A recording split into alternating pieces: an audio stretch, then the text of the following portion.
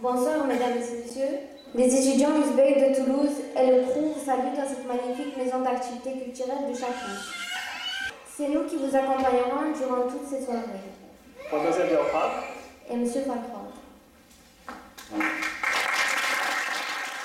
Savez Gauprat, je sens depuis quelques jours l'arrivée de l'hiver. Nous sommes le 2 décembre, il commence à faire froid. Peut-être qu'il va bientôt neiger comme à Tashkent. En revanche, dans cette salle, il y a une ambiance de fête qui produit de la chaleur. Espérons qu'il fasse oublier à nos invités l'absence du soleil. C'est pas étonnant. Vous savez pourquoi? Parce que dans le cœur de chaque personne ici présente, il y a un morceau de celui d'Ouzbékistan qui fleurit jour après jour. Il ne reste que d'ajouter, notre soirée commence.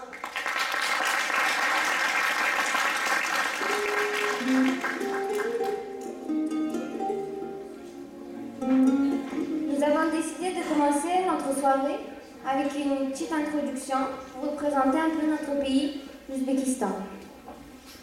Et pour cet exploit, j'invite sur notre scène, avec votre encouragement, Gouzal, un joli pronom qui signifie joli.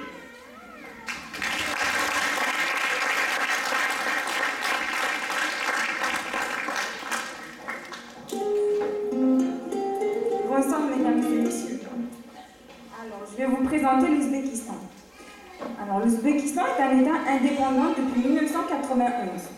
Il se trouve dans le cœur de l'Asie centrale. Sa capitale est Tashkent, située à l'extrémité est du pays.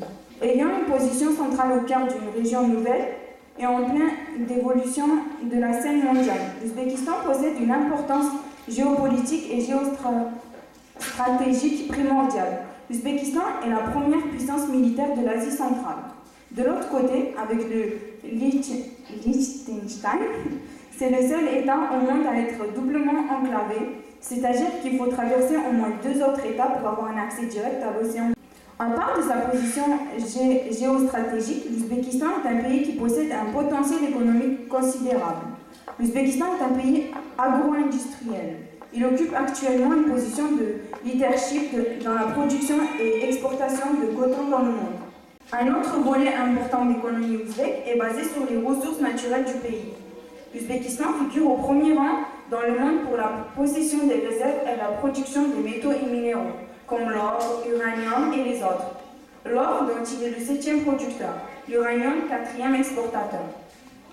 Samarkand, actuel, conserve toujours les vestiges de cette époque. Vous y trouverez les magnifiques bâtiments de Gori Amir, Madrasa et Bibi Kanon, Shori Zinda, la place de Régistan et beaucoup d'autres. Outre le tourisme historique, l'Ouzbékistan a aussi un grand potentiel de tourisme écologique. La plupart des voyages touristiques combinent en effet le tourisme historique avec le tourisme écologique. Des sites de Samarkand et de Bukhara. Vous passez au paysage de montagne Tian Shan, où vont de plus en plus des touristes pour des randonnées.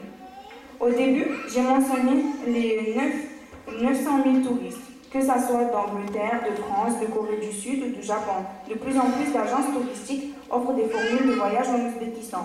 Pour répondre à cette demande, notre pays s'efforce de développer une politique de tourisme économique. Je vous invite toutes et tous de visiter notre pays de merveille, l'Ouzbékistan. Merci de votre attention.